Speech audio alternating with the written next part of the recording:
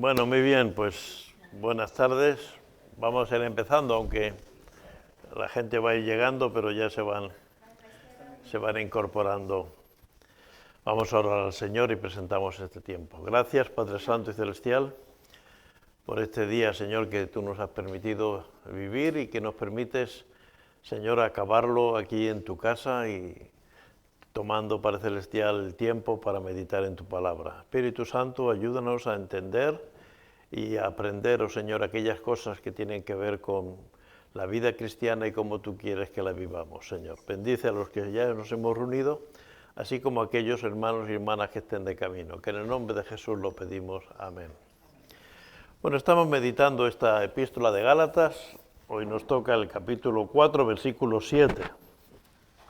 Hemos estado hablando de los hijos y cómo Pablo hacía la semejanza de que en aquellos tiempos, cuando los hijos de las familias con posibilidades eran pequeños, pues tenían un cuidador, ¿no? Un tutor, que diríamos hoy, el ayo, que a nivel espiritual eso es lo que haría la ley. La ley es la que nos llevaría hasta Jesús, hasta que ya conociéramos la salvación y pudiéramos andar en los caminos del Señor. El versículo 7 dice: así que ya no eres esclavo, porque la ley lo que nos hace es esclavo, porque no podemos salir de la ley, no podemos cumplir toda la ley. Entonces, cuando uno no puede cumplir, nunca sale, ¿no? Ya no eres esclavo, sino hijo. Y si hijo, también heredero de Dios por medio de Cristo. Hijos, había una diferencia entre ser hijos de una manera o ser hijos de otra manera. Ser hijos con todos los derechos. Los hijos, cuando eran pequeños, no tenían todos los derechos. El padre le decía: tienes que hacer caso al tutor, tienes que hacer todo lo que te diga. Pero cuando ya era mayor, él podía administrar parte de la herencia. Entonces somos hijos con todos los derechos de la herencia. Por eso nosotros, como creyentes, cuando maduramos, ya tenemos que dar cuentas a Dios de las cosas que hacemos y cómo las hacemos, ¿no? Podemos decir a la ley: el lugar que antes ocupaba, ahora lo ocupa Cristo en mi vida. Es decir, yo ya no necesito saber que no tengo que matar, porque si tengo a Cristo ya no voy a matar, porque tengo a Cristo. Entonces ya no estoy necesitando tener todas las leyes, porque Cristo, el Espíritu Santo en nosotros, habla a nuestro espíritu de lo que no tenemos que hacer. Como hijos somos herederos del cielo. Esa es la maravillosa herencia, es el cielo. No podemos ni explicarlo ni entenderlo del todo hasta que lleguemos allí. Solo tenemos la débil fe para esperar sus promesas, pero mientras nadie puede ni acusarnos ni condenarnos. La promesa, la herencia, es importante. Es decir, cuando la gente rica fallece, entonces cuando los que se creen herederos tienen mucha intención de ir, ¿no?, a ver qué nos ha dejado de herencia. Bueno, pues la herencia que Jesús dijo: voy a preparar lugar para vosotros. Nuestra herencia está en el cielo. Es decir, como yo decía el otro día, es decir, ¿cuántos pisos va a tener la casa que el Señor está preparando para nosotros, ¿no? ¿Va a tener 3 habitaciones, un salón? No lo sé, porque no sé lo que vamos a necesitar, pero que va a ser algo extraordinario, y va a ser algo extraordinario. Pero no podemos explicarlo. Juan, cuando tiene la visión de Apocalipsis, pues ve las calles de oro, los árboles que dan 12 frutas al año, es decir, una abundancia, una riqueza, una bendición, pero cuenta con palabras de la tierra lo que va a pasar en el cielo. Con lo cual está claro que eso es una visión, no sabemos todavía, pero es una herencia maravillosa, ¿no? Es decir, una herencia preciosa que vamos a tener. Somos herederos no por nuestros méritos, sino por la condición de hijos. Es decir, por ejemplo, yo tengo 3 hijas, y si cuando el Señor me lleve, pues en mi casa hay 10 euros, pues yo puedo disponer de 7. Pero 1/3 de lo que, o sea, por la ley en España, digo la ley en España, 1/3 de lo que yo tenga, de mi casa, de mi dinero, 1/3 es de mis hijos. El tercio es lo que en España se llama la legítima. Entonces, por ser hijos ya tenemos herencia. Pues por ser hijo de Dios ya tenemos herencia. Por el hecho de ser hijos de Dios ya tenemos herencia. Es decir, no hay que hacer esfuerzos, no hay que hacer sacrificios para obtener los dones, la gracia de Dios. Y aunque a veces nosotros no lo sintamos, es verdad que a veces nosotros podemos sentirnos mal. Pablo decía en Romanos 7:24, que es un pasaje donde Pablo lucha con esa dualidad. Es decir, quiero hacer las cosas bien y me doy cuenta que las hago mal. No hago el bien que quiero, sino el mal que no quiero, eso hago. Dice, miserable de mí, ¿quién me librará de este cuerpo de muerte? Es decir, el día que no tengamos este cuerpo de muerte, pues yo no voy a mirar mal a una chica y ni voy a querer ambicionar lo que otros tienen, porque ya no voy a tener ese... Pero mientras tanto estamos en este cuerpo y este cuerpo tiene sus limitaciones. Entonces, en el momento que no dejamos que el Espíritu Santo nos guíe, ahí entramos en un problema, en un conflicto de pecado, ¿no? Pero eso no quiere decir que si somos hijos tenemos derecho a la herencia. Como hijos de Dios tenemos derecho a la herencia. Heredero de Dios por medio de Cristo. Fijaros que el versículo dice, ya no eres esclavo, sino hijo, y si hijo también heredero de Dios por medio de Cristo. Es decir, la herencia no es un mérito nuestro, nunca es un mérito nuestro. El Evangelio no se basa en méritos. No se trata, no, es que yo he comprado las sillas para que la iglesia tenga sillas. Bueno, pues gloria a Dios. Si el Señor te dio ese dinero o te dio esa visión, pues gloria a Dios. Pero eso no es un mérito.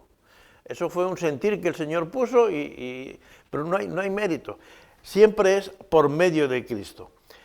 Pablo lo tiene siempre en su mensaje. Lo que tengo y lo que soy como creyente es por medio de Cristo. No hay nada en lo cual yo pueda hacer. Alguien puede decir, no, es que como yo he comprado las sillas, yo tengo derecho a predicar. No, si el Señor no te ha dado el don de predicar, el Señor te ha dado el don de tener 1.000 euros para comprar las sillas, pero nada más. Y esa es la perspectiva que tenemos que tener. Pablo siempre habla de justicia, gracia, promesas, adopción y herencia, pero en todas esas cosas siempre añade en Cristo. Es decir, todas las cosas, la justicia, las promesas, la gracia, los dones que Dios nos da, son en Cristo. En el momento que nosotros perdemos esa perspectiva, ya no podemos hacer. Nosotros podemos respirar porque estamos en la Tierra. Si a nosotros nos coge una nave espacial y nos lleva a la Luna y nos suelta, allí no hay oxígeno y no podemos respirar.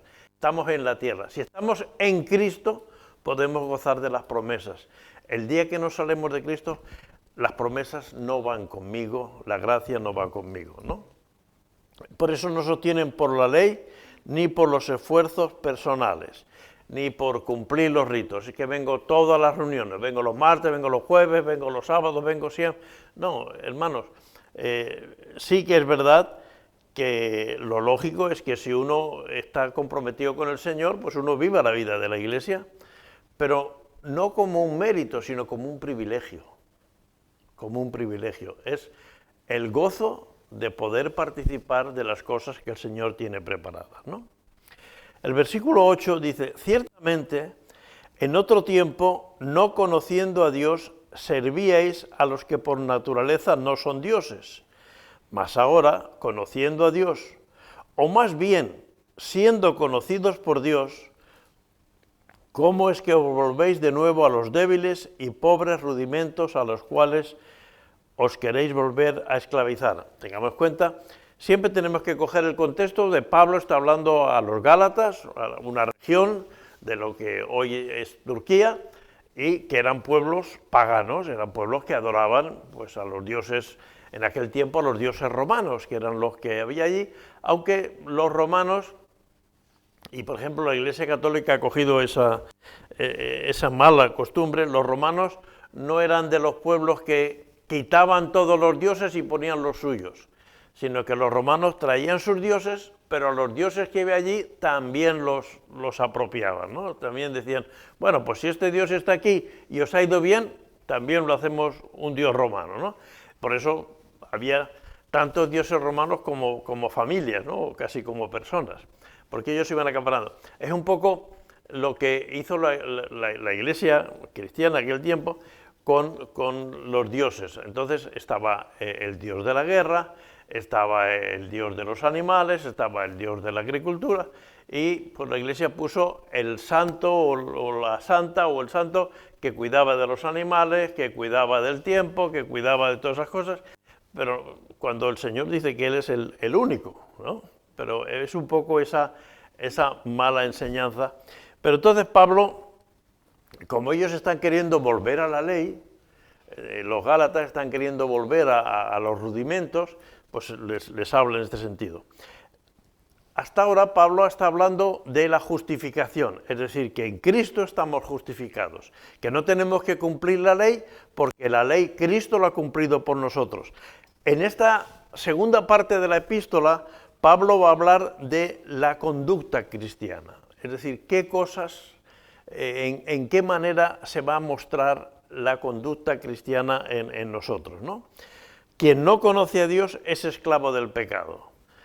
Sabemos que la gente, si nosotros le decimos a cualquiera de las personas, amigos nuestros, conocidos o tal, que es un esclavo del pecado, va a decir como los judíos, que ellos no son esclavos de nadie. Pero Jesús ya les dijo a los fariseos, de cierto os digo, Juan 8:34, que todo aquel que hace pecado, esclavo es del pecado, ¿no?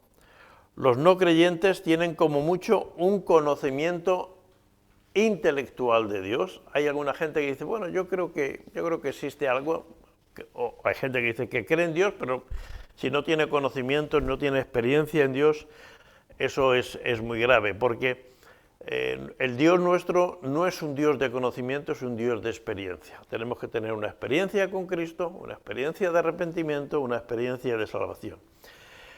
Entonces Pablo dice, el peligro que ocurrió en Gálatas y que ocurre también en la iglesia evangélica hoy en día, es que cuando cambiamos la fe por otras cosas, como los esfuerzos del hombre.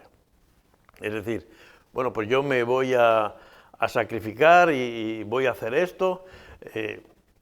Bueno, voy a leer toda la Biblia en un año, ¿no? Hay muchos programas para leer la Biblia en un año. Uno lee 4 capítulos cada día y lee la Biblia en un año. Bueno, está bien. Pero eso no sirve, para la salvación no te sirve para nada. No te creas que el Señor te va a poner aquí una medallita, ¿no? Recuerdo que había un grupo de exploradores de Cristo, que era un grupo como de Boy Scouts. Entonces el compromiso era que los niños leyeran el Nuevo Testamento, y cuando les daban el Nuevo Testamento, entonces les daban un premio. Bueno, está bien que eso con los niños pongamos un aliciente para que aprendan versículos y todo, pero espiritualmente no tiene ningún mérito. Claro que está bien que tú te leas toda la Biblia y que la estudies y que la prepares, pero no. Hacer cosas tangibles en el culto. Es decir, está bien que gente esté en la alabanza, que gente esté de ujieres, todo eso está bien, pero no tomemos todo eso como una cosa que podemos cargar en nuestra mochila de experiencia de fe. Un constante esfuerzo por agradar a los dioses, como era el judaísmo, en Mateo 23 Jesús le repite, porque los fariseos, acordaros aquella oración del fariseo y el publicano, Señor, doy diezmos de todo lo que gano, hago ayunos 2 veces en la semana, vengo siempre a las reuniones. ¿Qué le dice el Señor? Ay de vosotros, escribas y fariseos hipócritas, por 7 veces en Mateo 23. Sois ciegos, guías de ciegos, ¿no? Entonces, cuidado, no vayamos a confundir. Cuando hablamos de conducta cristiana, no se trata de que a través de la conducta vamos a ganar o avanzar en los caminos del Señor, ¿no? Por eso es muy importante que los mensajes, que la Iglesia, que en los diferentes grupos se hable de la palabra del Señor. Hoy en día, muchas veces yo veo por internet que se saca un texto de la Biblia, pero luego nos ponemos a hablar de la unidad, nos ponemos a hablar de la ecología, nos ponemos a hablar de cosas que no son malas, pero que la palabra de Dios, por supuesto, tiene que llevarnos un paso más adelante, ¿no? Es decir, que yo tengo compañeros de trabajo que son tan honrados como cualquiera de nosotros puede ser, no están pensando en robar ni nada de eso, pero si uno no tiene a Cristo no es salvo. La honradez no te salva, la ecología no te salva, los buenos modales no te salvan y hay que tener cuidado de hacer un evangelio conforme a las normas sociales, ¿no? Y eso sería un peligro, ¿no? Las personas que no hacen caso a la palabra entran en el engaño del diablo porque cristan a Cristo de sus vidas y se centran en cumplir una serie de normas religiosas. Por ejemplo, hay muchas ONGs cristianas, hay ONGs no cristianas, y está bien, yo creo que las ONGs hacen una buena labor, un buen servicio, pero nosotros no estamos aquí para dar un buen servicio, estamos aquí para predicar el Evangelio. Es decir, yo creo que tiene sentido irte a un sitio de conflicto, irte a Ucrania, que ahora mismo está la guerra, ir allí y llevar alimentos y llevar coches, pero también hablar a la gente del Evangelio.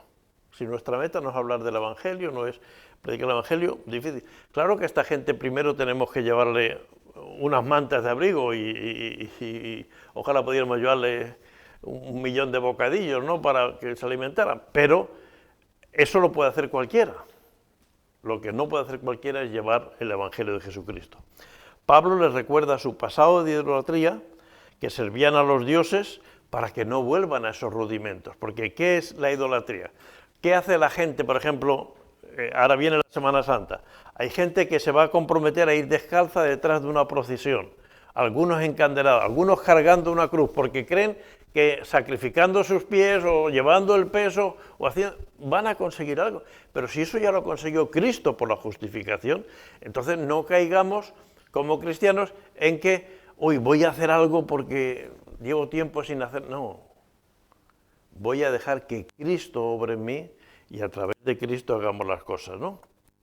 Cuando perdemos de vista la justificación, es decir, yo ya no tengo que justificarme, Cristo ya me ha justificado. Cuando yo pienso que tengo que justificarme es porque estoy en la ley, estoy pensando en la ley, no estoy pensando en la gracia. Cristo ya me ha justificado, ahora lo que tengo que hacer es hacer las cosas que yo quiero hacer, ¿no? Versículo 8 y 9 otra vez. Ciertamente en otro tiempo es el mismo versículo. El Evangelio consiste en experiencia espiritual y no en ritos o ceremonias. Y aquí hay 2 círculos, ¿no?, divididos en 3 partes. Hay lo he puesto la religión de la experiencia o la religión de la ceremonia. No es que la palabra religión es porque no encontraba una mejor, pero la experiencia o la ceremonia. La experiencia, ¿qué nos lleva? Conocimiento personal de Dios, mi relación personal con Dios.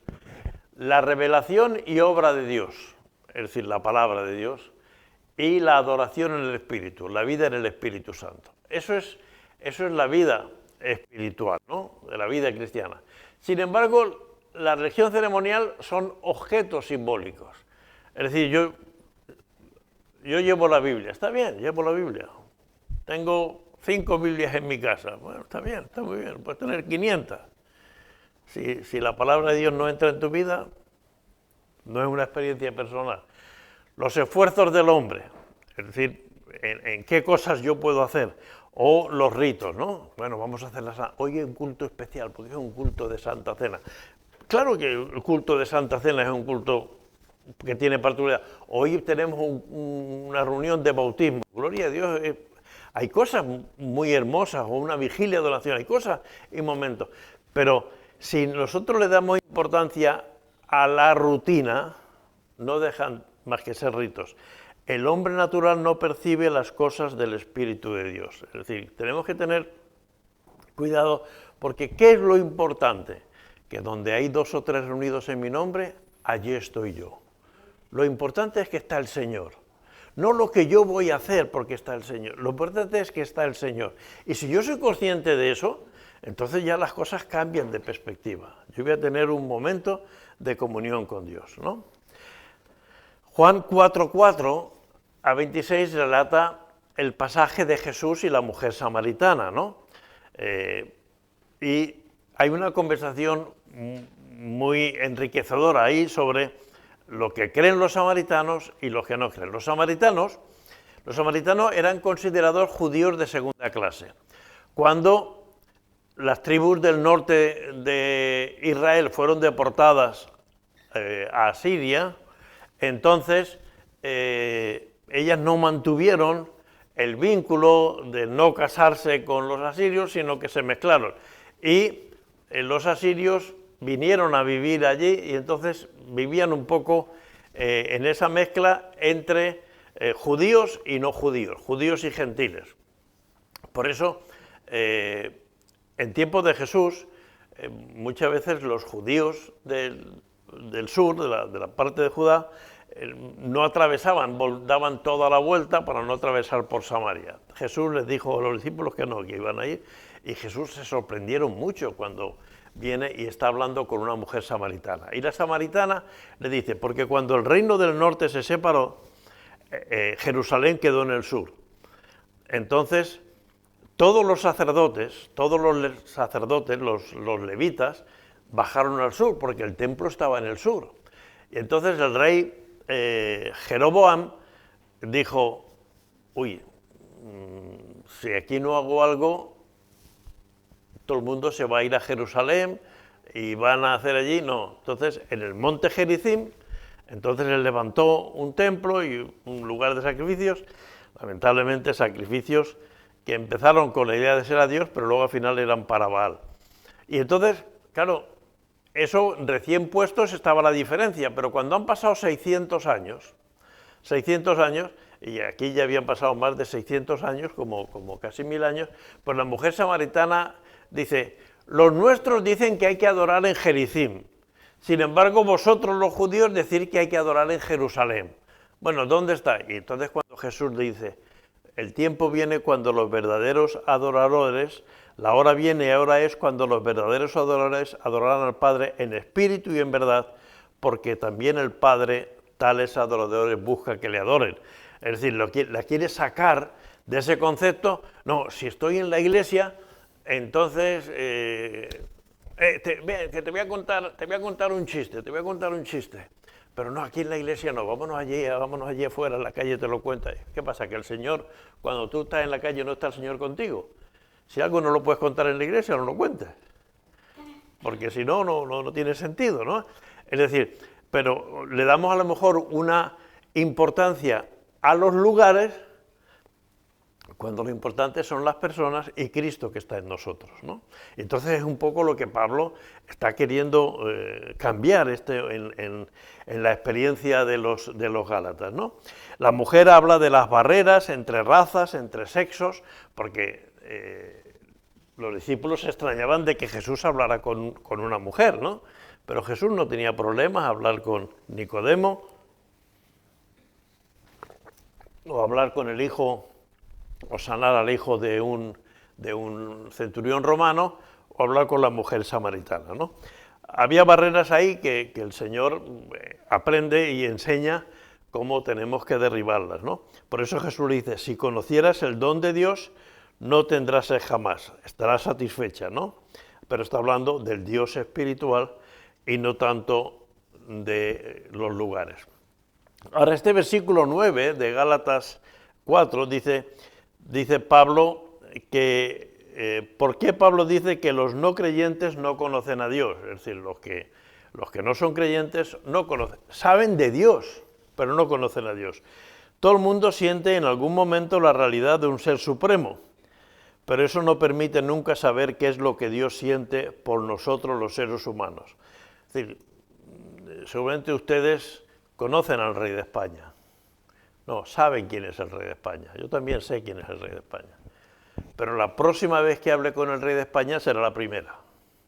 Pues nunca hablo con el rey de España. Entonces yo no conozco al rey de España. Yo sé quién es el rey de España. Yo sé quién es el alcalde de Palma, más o menos, poco menos, porque como lo cambian cada 4 años. O sea, hay gente que sabemos quién es, o sabemos de artistas de cine, o jugadores, pero no los conocemos. Y hay gente que sabe de Dios, o cree que hay algo, pero no tiene una relación con Dios, ¿no? Por eso, los no creyentes desconocen la voluntad de Dios para sus vidas. El momentano piensa que el Corán es la verdad, el judío que la salvación viene por la ley, y el monje que está en una ermita, pues que si cumple sus votos será salvo, ¿no? Es decir, que que hay muchas visiones religiosas, pero Romanos 1:21 dice, pues habiendo conocido a Dios, no le glorificaron como a Dios ni le dieron gracias, sino que se envanecieron en sus razonamientos y su necio corazón fue entenebrecido. Lamentablemente, la Biblia nos ha llegado gracias al trabajo de los conventos. Es decir, allá por el siglo IV, V se empezaron a hacer conventos. El Imperio Romano, Constantino, declaró el cristianismo como religión del imperio y, bueno, algunos hombres empezaron. Y ellos se dedicaron a escribir copias de la Biblia, ¿no? Que es un poco imitación de lo que hacían parte de los levitas en el Antiguo Testamento. Es decir, no había libros, es decir, sí, había papiros y pergaminos y se dedicaban. Entonces, gracias a esa visión que el Señor puso en hombres sabios, pues nos ha ido llegando la Biblia hasta nosotros porque alguien se dedicaba a pasarse toda la vida copiando, ¿no? Claro, hacer una copia de la Biblia podía tardar más de un año, más de dos, es decir, que no era fácil. Y como era pergamino, todos sabéis que los pergaminos, la cosa de piel, con el uso se van desgastando. Es verdad que eso solo estaba en algunos sitios, en las iglesias, en algunas cosas, pero así nos ha llegado. ¿Cuál es la pena? Pues pero por eso Lutero, por ejemplo, conoció, porque en los conventos él tuvo una experiencia en una tormenta, él estaba con un amigo, cayó un rayo, mató al amigo y él se quedó, y él estaba estudiando, había estudiado para abogado, pero dice, no, me meto en un convento y quiero saber qué pasa, por qué Dios... Allí encontró que tenía la Biblia, se puso a estudiar la Biblia y no se puso solo a leerla, sino a estudiarla, y entonces él vio que la fe era suficiente para salvarlo, ¿no? Es decir, la fe es lo que va a salvar a las personas. Entonces, lamentablemente, pues los maometanos leen el Corán o los testigos de Jehová, pues la atalaya, y los evangélicos tenemos que centrarnos en la Biblia, porque a través de ella es cuando vamos a crecer de una forma espiritual, ¿no? Por eso, en este versículo, Pablo hace una aclaración muy importante. Fijaros que dice, ciertamente en otro tiempo, no conociendo a Dios, servíais a los que por naturaleza son dioses, mas ahora conociendo a Dios. Pero dice, o más bien siendo conocidos por Dios, ¿no? La aclaración de Pablo de que más que yo conocer a Dios, es más bien que Dios me conoce a mí. Pablo les dice a los Gálatas que si han conocido de verdad a Dios, no se vuelvan atrás a la debilidad de la ley para volver a estar tratando de cumplir las cosas. Pero muchos conocemos a personas que un día han aceptado a Cristo, se han arrepentido, algunos se han bautizado y han estado por 1 año, 2 años, 3 años, pero luego vuelven de nuevo al pecado, a la hipocresía, y les preguntan y dicen, no, pero si yo a mi manera sirvo a Dios. Hermano, a Dios no sirve servirlo a mi manera, a Dios hay que servirlo a su manera. Ustedes imagínense que contratan una persona o tienen una empresa o en su casa para que les limpie su casa, la contrata la persona, y viene y le dice, pero yo voy a hacer las cosas a mi manera. No, yo te contrato a ti, tú vas a hacer las cosas a mi manera, ¿no? Y yo quiero que hagas primero esto y luego lo otro, y esto así, esto así. ¿Por qué? Es decir, no podemos hacer las cosas a nuestra manera. Pues así es el Evangelio. No podemos amar a Dios a nuestra manera, servir a Dios, sino servir a Dios como Él quiere. Porque, es decir, lo importante no es que yo sepa quién es Dios, lo importante es que Dios sepa quién soy yo. Todos hemos leído la parábola de las 10 vírgenes. Las 10 esperaban al esposo, las 10 sabían que venía el esposo, las 10 tenían sus lámparas, pero cuando llamaron las 5 segundas, ¿qué les dijo el esposo? No, yo no os conozco.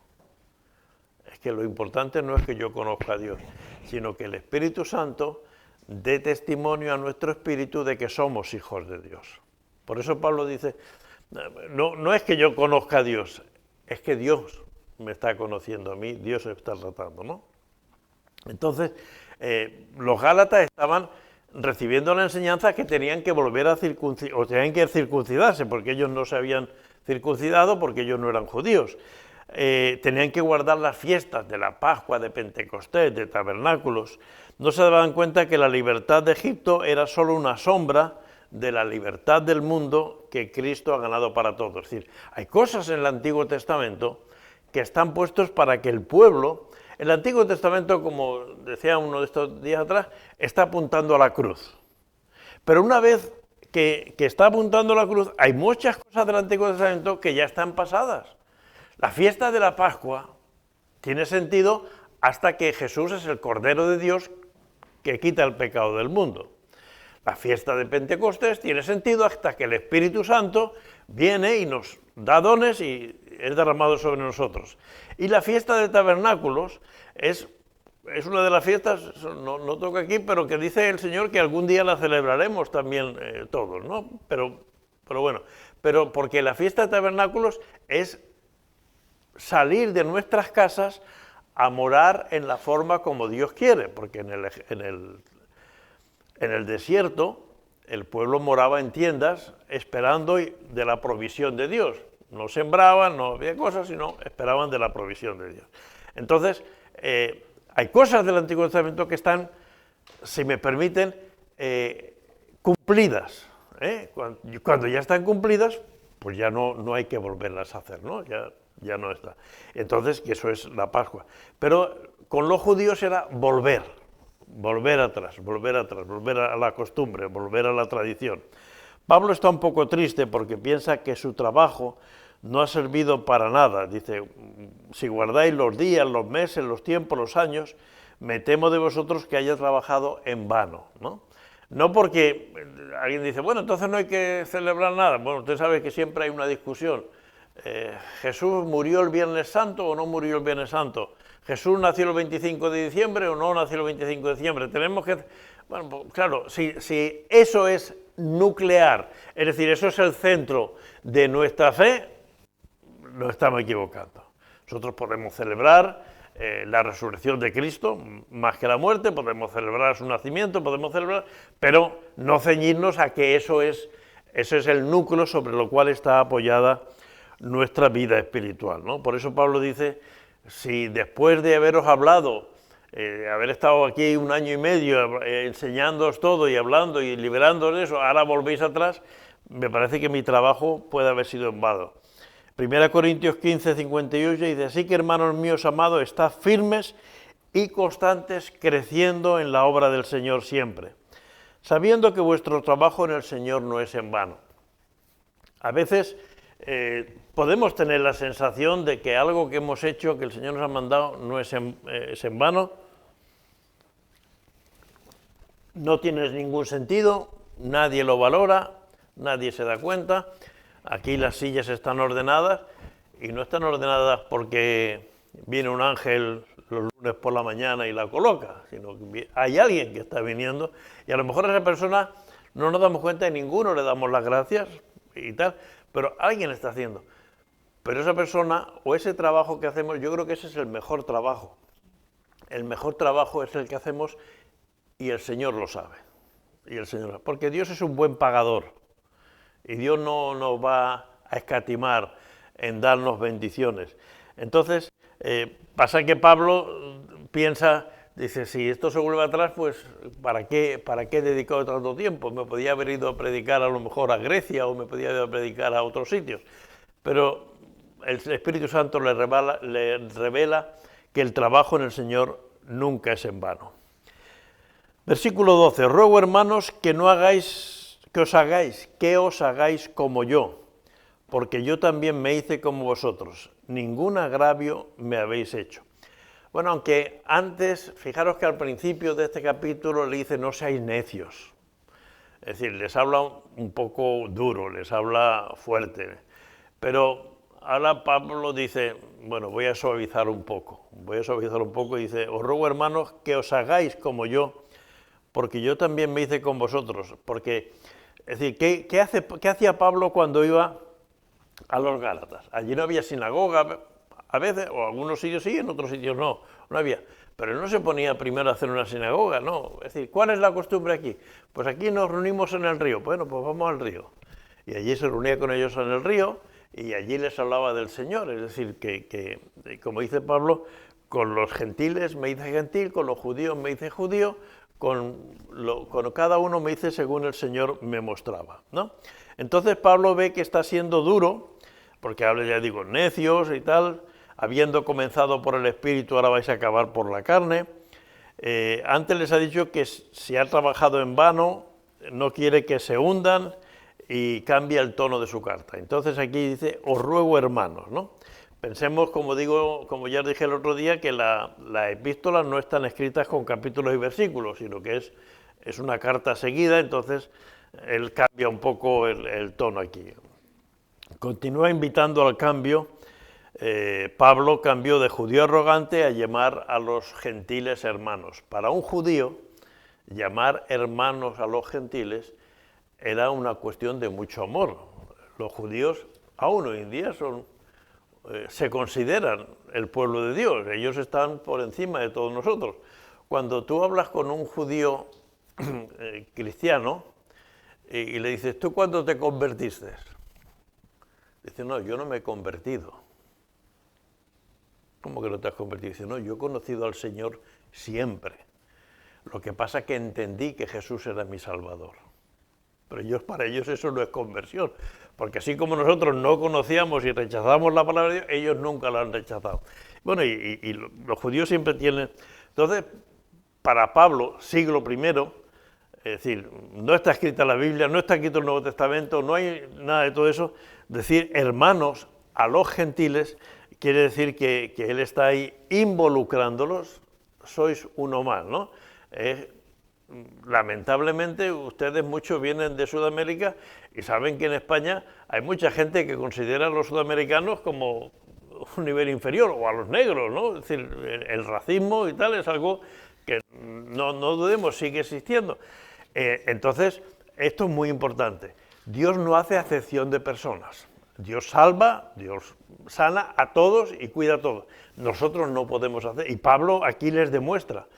Para Pablo, los gálatas son hermanos en la fe, por lo tanto, del mismo Padre, por lo tanto, del mismo Espíritu, ¿no? No quiere que los falsos profetas estén más cerca de los gálatas que ellos, porque muchas veces la gente que no habla del Señor a veces tiene más empatía que otros con los creyentes, y ahí tenemos que tener cuidado de ser humildes, de ser sencillos, ¿no? Aunque Pablo no cambia su mensaje, sí les dice que también tuvo que hacer un gran cambio en su vida y que como un médico que receta un jarabe que sabe mal, lo hace con el propósito de curarnos siempre. Es decir, el médico no te da un jarabe malo porque te tenga rabia, sino porque tiene los elementos suficientes para que esa tos se te pueda curar, ¿no? Entonces Pablo dice que si os ha hablado como necios, os he hablado de que estáis volviendo a la carne, que os estáis equivocados, es porque a veces hay que espabilarnos un poco para poder atender, ¿no? No me habéis hecho agravio, es decir, no estoy enfadado con vosotros, pero como un padre que ama a su hijo, lo tiene que corregir, ¿no? Es decir, no me habéis hecho ningún mal, en verdad la falta de fe no ha hecho daño a Pablo, sino a ellos mismos. Es decir, si alguien dice que pierde su fe en el Señor, es que no nos va a hacer daño a nosotros, porque mi relación con Dios es mi relación con Dios. El que se hace daño es el que pierde la comunión con Dios. El que se aleja de Dios o el que cambia el Evangelio por otras cosas, ¿no? Es decir, y una de las cosas que no podemos hacer con el Evangelio es lo que hacemos con el jarabe. Cuando un niño tiene que tomar un jarabe, nos dice el médico, bueno, ponle un poquito de zumo de naranja, ¿no? Ponle un poquito de azúcar y así. Pero el Evangelio no podemos endulzarlo, el Evangelio es como es, el Evangelio es lo que Dios quiere y no podemos cambiar eso, ¿no? En Gálatas 4:13 dice, pero vosotros sabéis que a causa de una enfermedad del cuerpo, ahora Pablo está hablándoles de cómo ha llegado él hasta la iglesia de Galacia. Pues sabéis que a causa de una enfermedad del cuerpo os anuncié el Evangelio al principio, y no me despreciasteis ni desechasteis por la prueba que tenía en mi cuerpo. Antes bien me recibisteis como a un ángel de Dios, como a Cristo Jesús. ¿Dónde pues está esa satisfacción que experimentabais? Porque os doy testimonio de que si hubierais podido, os hubierais sacado vuestros propios ojos para dármelos. Pablo habla de la situación física que tenía cuando fue a predicar a los Gálatas. Aunque la Biblia no dice cuál era esa enfermedad, algunos deducen que, como aquí dice, os hubierais sacado vuestros ojos para dármelos, deduje que podía ser un tema de la vista. Y cuando a veces él despide alguna carta, porque normalmente las cartas las solían escribir sus ayudantes, Silas, Lucas, Timoteo, Silas y Lucas principalmente. Entonces, cuando él escribía, dice, mirad que os escribo con letras grandes, ¿no? Una persona que no ve mucho tiene que escribir con letras más grandes. En aquellos tiempos no había la facilidad que tenemos hoy de las gafas, ¿no? Pablo habla de la situación física, de enfermedad y de debilidad cuando empezó a predicar a los Gálatas. Y sin embargo, a pesar de ser un hombre enfermo y débil, ellos lo trataron muy bien. Habla de la prueba de su cuerpo, se refiere a la enfermedad que el Señor no quiso sanar. En 2 Corintios 12, 7, 2 dice que para que la grandeza de las revelaciones de Dios se manifestaran en mí, por 3 veces Pablo estuvo orando, Señor, sáname, Señor, sáname, Señor, sáname, hasta que el Señor le dice, no te voy a sanar. Y es una cosa que a veces nos sorprende. Pablo resucitó a Eutico, Pablo hizo milagros, el Señor obró grandes cosas a través de él. Cuando naufragaron camino de Roma, el capitán que iba al mando decía, ¿qué hacemos? No, vamos a matar a todos los presos, si no nos van a meter. Y Pablo dice, no, no se va a morir nadie, no te preocupes. Y todos llegaron a la orilla sanos y salvos.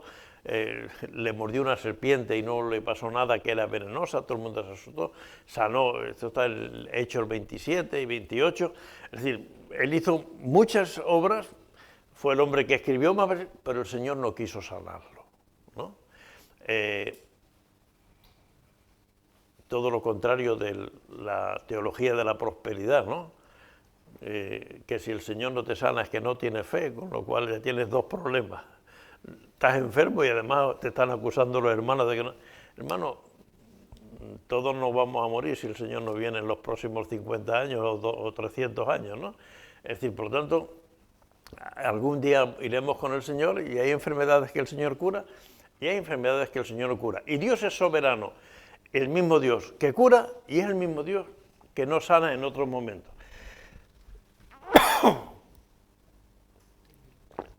Y en el caso de Pablo, pues el Señor no le permitió sanar. Pero él les dice, pero aunque yo estaba enfermo y débil, vosotros me recibisteis a mí, ¿no? Es decir, y dan varios testimonios y eso. La vida, el testimonio y el mensaje de Pablo es el mayor mensaje contra la teología de la prosperidad.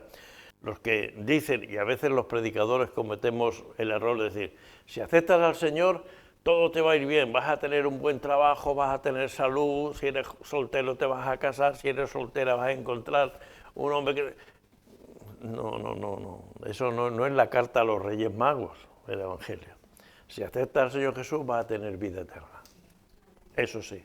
Si aceptas al Señor Jesús vas a ser perdonado de tus pecados. Pero no quiere decir que el Señor va a obrar y va a obrar soberanamente, ¿no? Pablo les recuerda que algunos estaban dispuestos a darle sus ojos para sanar a Pablo. Por esta referencia, algunos creen, por lo que decía antes, que su enfermedad eran los ojos, ¿no? Es decir, que los Gálatas tenían mucho cariño a Pablo y trataron muy bien a Pablo. El problema es que cuando luego Pablo se fue, vinieron otros y enseñaron. Por eso es muy importante estar afirmados en la palabra. Porque si estamos afirmados en la palabra del Señor y viene alguien a contarnos cualquier milonga, cualquier historia, cualquier otro evangelio, le diremos, hay una cosa muy sencilla. Cuando alguien me dice, no, ¿y esto? Yo le digo, ¿me lo puedes enseñar en la Biblia? No, pero es que yo lo he oído. No, pero tú enséñamelo en la Biblia. Si yo te digo, se puede comer cerdo. Y alguien me dice, no, no se puede comer cerdo porque Dios lo prohibió. Es verdad que la Biblia dice que no comamos cerdo. La Biblia del Antiguo Testamento, los pueblos de Israel le prohibió comer cerdo, le prohibía comer gallinas. Ustedes y yo comemos pollo todos los días, no, pero comemos pollo, ¿verdad? ¿Por qué? Porque todos los animales que comían de cualquier cosa, y la gallina se come cualquier cosa. La gallina igual se come un gusanito, que se come un grano de trigo, que se come un animal que esté muerto y lo va a picotear y todo lo que... Es decir, eso, ¿qué podía hacer en un tiempo que había poca limpieza y poca higiene? En el desierto no había agua y en Israel es una zona desértica. Pues limitar al máximo las medidas de higiene para que el pueblo no enfermara. Pero claro, eso todo queda. Luego Pablo les enseña y dice, de todo lo que hay en la carnicería podéis comer. Y el Espíritu Santo le revela a Pedro cuando tiene que ir, que le enseña un lienzo lleno de animales inmundos, animales de los cuales el Antiguo Testamento, y el Espíritu le dice, mata y come, ¿no? Es decir, por lo tanto, si alguien viene hoy, que hay, hermanos, hay iglesias, los adventistas no comen carne. Los adventistas. Y hay quien considera a los adventistas iglesias cristianas, ellos consideran iglesias cristianas adventistas, ¿no? Pero ¿por qué? Porque están viviendo muchas cosas del Antiguo Testamento. Que yo no digo que si alguien dice, no, pues yo voy a dejar de comer, está bien, pero no me digas que yo no puedo comer. Es decir, lo que no me puedas enseñar con la Biblia, no me digas que eso lo dice el Señor. Que tú, por salud, porque crees que es más sano comer cereales y comer fruta, no quieras comer carne, a mí no me parece ni bien ni mal, me parece perfecto, tú, yo. Pero no decirme, el Señor ha dicho, no. El Señor dice lo que dice la Biblia, no lo que te cuente cualquier predicador o cualquier maestro ahí raro, ¿no? Gálatas 4:16. ¿Me he hecho pues vuestro enemigo por deciros la verdad? Decir la verdad a veces es peligroso, ¿no? Una de las cosas buenas que tiene el estar casado, lo digo para los solteros, que se animen los solteras, es que la mujer no suele decir la verdad. Eso a veces no nos gusta mucho, pero nos ayuda a darnos cuenta, ¿eh? La verdad, y la verdad no hay que decirla por molestar. Los niños a los otros niños que están en el patio, si llevan gafas le dicen 4 ojos, es verdad que llevan, pero eso es una verdad sin amor. Hay que decir la verdad sin amor. Por eso pongo el ejemplo del matrimonio, porque cuando una esposa nos dice algo que estamos haciendo mal, aunque no nos gusta, está el amor ahí en esa relación, ¿no? Entonces, yo tengo que decirle algo a un hermano o una hermana, yo solo tengo que decirle el amor, pero tengo que decirle la verdad. Y si yo tengo que decirle, mira, esto que has hecho no está bien, o alguien me dice, mira, este mensaje que has dado, por ejemplo, yo, ya quizá alguno me habéis contado, yo siempre decía que el día que Pablo cayó del caballo y cuando se le apareció el Señor un resplandor, y un hermano mayor me dice, ¿dónde has leído que Pablo se cayó del caballo? Y yo, era yo joven, de ahí, 19 años, ahí, en Hechos 9. No me había dado cuenta yo que en Hechos 9 ponía eso. Y en Hechos 9 pone que Pablo cayó a tierra, pero no habla de ningún caballo. No habla de ningún caballo. Entonces, el hermano que viene y te corrige de un error, es verdad que estuvo allí de repente y dices, uy, me equivoqué. Yo no he vuelto a decir eso en un púlpito. ¿Por qué? Porque alguien me corrigió. La verdad te ayuda a mejorar. Aunque a veces, ahora este hermano me quiere rectificar. No, qué bien. El que dice la verdad en amor te ayuda, ¿no? Y por eso Pablo dice, por deciros la verdad, os vais a enfadar porque os estoy diciendo eso. Entonces, un buen amigo, ¿cuál es? El que te dice, venga, tú tira para adelante, o el que te dice, cuidado con esto, cuidado. Ese es un buen amigo, ¿no? Es decir, el que corrige a su compañero, el hermano que te dice, entonces es así. Aunque la verdad a veces nos generará enemigos, a veces la verdad nos genera enemigos porque la gente no le gusta. Pablo quiere que sepan que les ha dicho la verdad no porque le caen bien, sino porque los ama. Siempre la verdad en amor, siempre la verdad en amor. No podemos ir por ahí machacando a la gente, ¿no? Entonces yo escucho a gente que dice, y va predicando en la calle, porque el diablo, sois hijos del diablo. Miren, si el Señor te lo dice, pues tú verás con el Señor lo que tienes que hacer. Pero yo creo que a la gente hay que decirle, yo creo que es más útil decir, Dios te ama, aunque tú estás en pecado, ¿no? Que decir, sois hijos del diablo. Yo creo que ese es el mensaje. Pero, y dices, las dos cosas son verdad, sí, pero una está en amor y otra está en la acusación. Y el Señor no es un acusador, el acusador es el enemigo. Gálatas 4:17 dice, tienen celo por vosotros, pero no para bien, se refiere a los falsos apóstoles, pero no para bien, sino que quieren apartaros de nosotros para que vosotros tengáis celo por ellos. Bueno es mostrar celo en lo bueno siempre y no solamente cuando estoy presente con vosotros. Como digo, Pablo estuvo allí mucho tiempo en Gálatas, pero ahora estaba continuando su viaje misionero, su segundo viaje misionero, abriendo iglesias en diferentes sitios. Pablo advierte de que tenga cuidado de los que siempre tienen palabras dulces y amables. Romanos 16:18 dice, porque tales personas no sirven a nuestro Señor Jesucristo, sino a sus propios vientres, y con suaves palabras y lisonjas engañan los corazones de los ingenuos. Es decir, el Evangelio no es siempre todo color de rosa, no es siempre todo va bien, no siempre.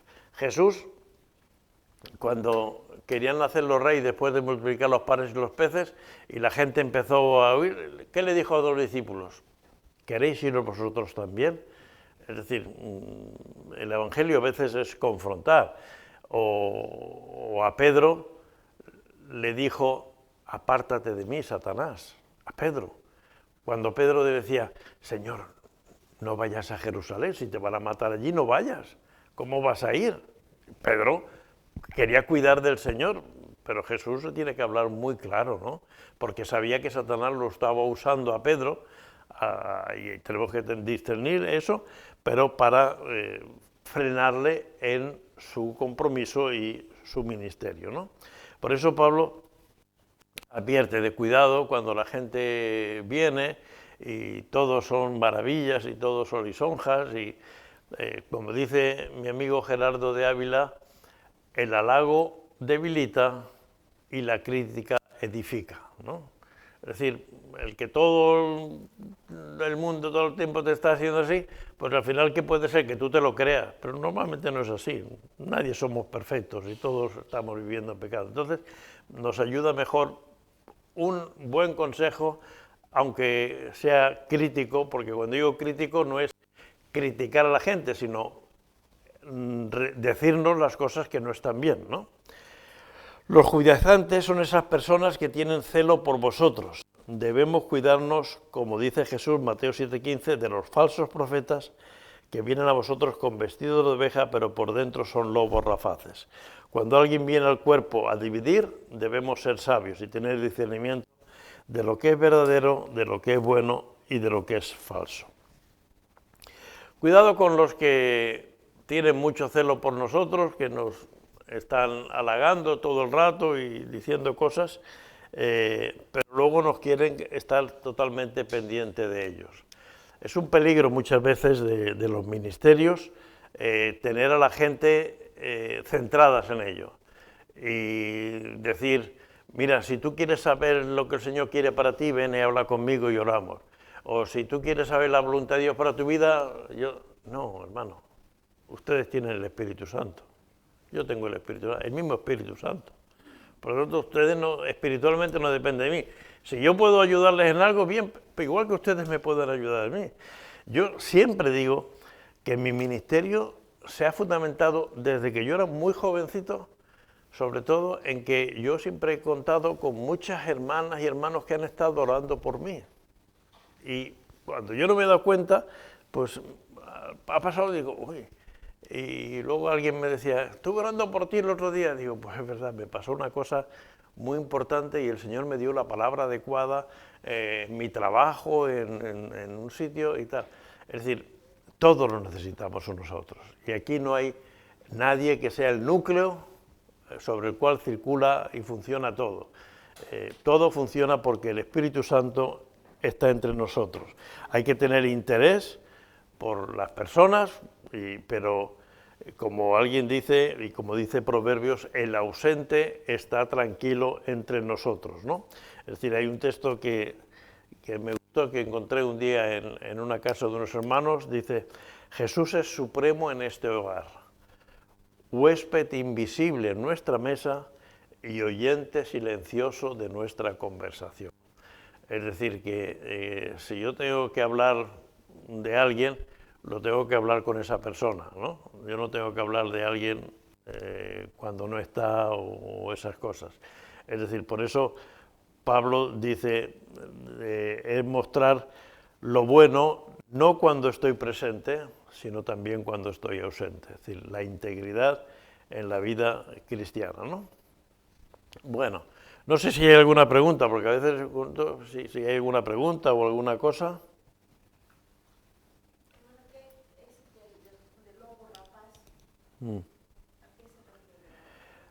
Lobo rapaz. Pues miren, voy a poner un ejemplo. Hay muchas iglesias, digo lamentablemente, en Mallorca hay muchas iglesias, ¿no? En Palma hay muchas iglesias hoy en día. Muchas iglesias que hay 10, 15 personas, 20 personas y tal. Entonces, por ejemplo, si un pastor viene aquí y viene y dice, oye, Lili, mira, vente a nuestra iglesia que tú vas a estar. Está quitando ovejas de un sitio a otro, ¿no?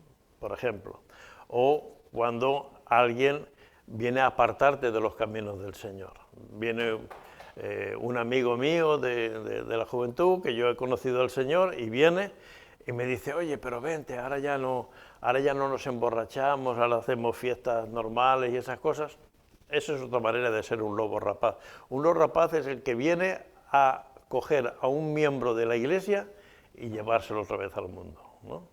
Y eso puede ocurrir de una iglesia a otra iglesia. En las iglesias estamos para evangelizar a los que no son creyentes, no para cambiar. Es decir, los pescadores no van a pescar una pecera, ¿no? Sino van al mar, entonces tenemos que ir al mundo. O bien que alguien se deje arrastrar por algún amigo de la juventud y esas cosas y se aparte de los caminos del Señor. Lamentablemente esto segundo pasa muchas veces, ¿no? O alguien, un joven que conoce al Señor, un chico o una chica, y luego se enamora de un chico o una chica que no conoce al Señor, ¿no? Entonces, el consejo es decirle, bueno, primero que esa persona háblale del Evangelio, háblale de tu fe, háblale de Cristo, y cuando él o ella acepte al Señor y tenga claro, entonces tú decides y oras al Señor si es... Porque, ¿qué pensamos? No, yo lo cambiaré, yo oraré para que ella o para que él cambie. Al final se acaba yendo el creyente de la iglesia, ¿no? Esos son lobos rapaces, los que se llevan las ovejas del camino del Señor, se las llevan otra vez al mundo. ¿Alguna pregunta, alguna cuestión? ¿No? Bueno, pues lo dejo. Sí.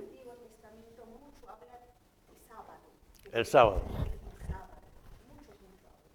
Muy, claro, el Antiguo Testamento habla del Shabbat. Shabbat, que quiere decir sábado, quiere decir descanso. Quiere decir descanso. Porque los judíos empezaban a contar, el primer día era el domingo, el séptimo era el sábado, y descansaban el sábado. Entonces, el tiempo de Jesús también se descansaba el sábado. Pero luego la Iglesia dijo, bueno, ¿qué día ha resucitado el Señor? El domingo. Y dijeron, pues vamos a descansar el domingo, ¿no? Vamos a descansar el domingo. Y se cambió el sábado por el domingo. En definitiva, el concepto es que 6 días trabajarás y uno tienes que descansar y dedicarlo al Señor, ¿no? Es un concepto espiritual que tú necesitas, primero necesitas reposo, las leyes civiles tardaron siglos en respetar el día de descanso, ¿no? Aunque está Jesús de la creación. Entonces, en el Antiguo Testamento se guardaba el sábado. Hoy en día en Israel, por ejemplo, el día que no se trabaja es el sábado. Los árabes no trabajan el viernes.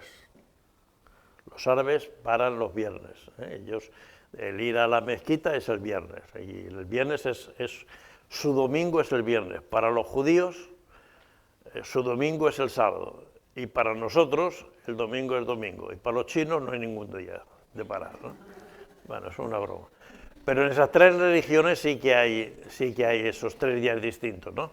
Porque tanto los maometanos, los musulmanes, como los judíos creen en Dios, creemos en Dios, y entendemos que hay 6 días de trabajo y un día de descanso, ¿no?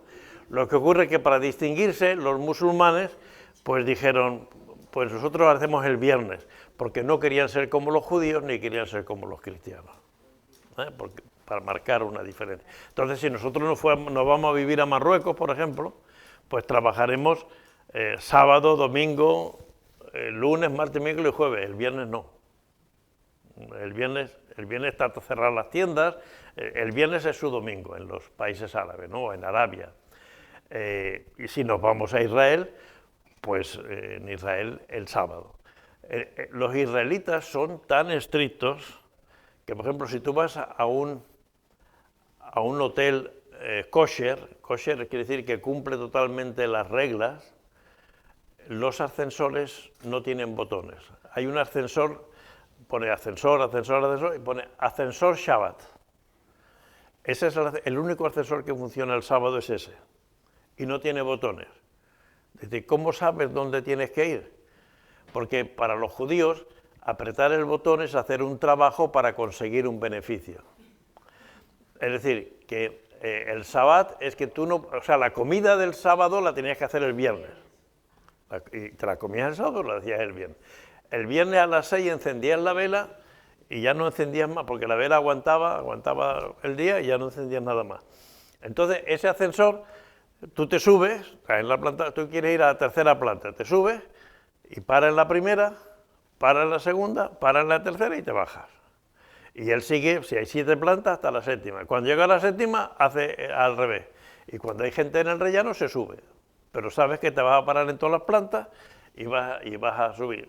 Pero es un ascensor de Shabbat. No hay que hacer nada que sea de provecho. Es un hotel, digamos, ultra religioso. Hay hoteles donde sí funcionan los ascensores y esas cosas. Pero ese es el concepto del Shabbat. No hay que hacer nada que produzca un beneficio, porque ese es el día de descanso, es el día para dedicar al Señor, para esas cosas, ¿no? Entonces, el concepto del Shabbat es un buen concepto, es un concepto, es decir, que nosotros lo podemos aplicar el domingo. El domingo es un tiempo para especialmente meditar al Señor, estar con la familia, hacer cosas que no nos permite el resto de días de la semana, porque hoy en día ya tenemos muchas veces 2 días a la semana, el sábado y el domingo. Y si estás jubilado tienes 6 sábados y un domingo a la semana, con lo cual mucho mejor, ¿no? Pero bueno, eso ya llegará cuando... Pues luego eres viejo, cuando estás jubilado eres viejo, ya no puede ser... Joven y jubilado no puede ser, ¿no? Hay que elegir cosas, ¿no? Pero bueno, el sábado del Antiguo Testamento equivale a nuestro domingo, ¿no? Era el día de reposo. Muy bien, nos despedimos orando al Señor. Gracias, Padre Santo, por el ejemplo de Pablo, Padre Celestial, su constancia, su servicio y su amor por tu Iglesia. Enséñanos, Señor, a entender todas las cosas que tu Espíritu Santo le ha revelado para que nosotros también podamos desarrollar ese amor y ese servicio a tu Iglesia. Y ayúdanos, Señor, a detectar y darnos cuenta de las cosas que no son correctas delante de ti y reforzar las que sí, oh Señor, son según tu voluntad. Despídenos y llévanos con bendición a nuestros hogares, que en el nombre de Jesús lo pedimos todo. Amén. Que el Señor les bendiga, hermano.